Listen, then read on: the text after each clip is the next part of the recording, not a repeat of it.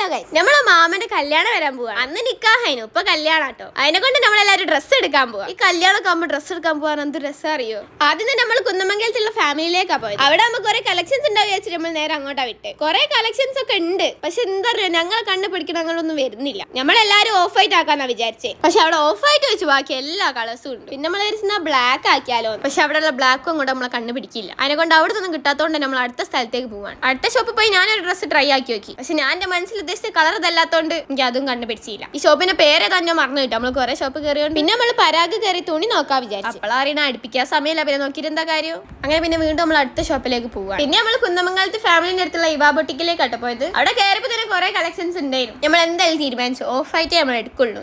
അതിനുവേണ്ടി എത്ര ഷോപ്പ് കയറിയാലും നമുക്ക് കുഴപ്പമില്ല. അതുകൊണ്ട് ഫസ്റ്റ് തന്നെ നമുക്ക് റിനദിക്ക് ഡ്രസ്സ് സെറ്റായി. പിന്നെ ഉമ്മക്കും അവിടെ തന്നെ സെറ്റായി. ഉമ്മ ഒരു ഓഫ് വൈറ്റ് കളറുള്ള ചുരിദാർ എടുത്തു. പിന്നെ ഞാനും അവിടെ എടുത്തില്ലേ മോശമല്ലോ വെച്ചിട്ട് എനിക്കൊന്ന് ഇഷ്ടപ്പെട്ടിരുന്നു, അത് ഞാനും എടുത്തു.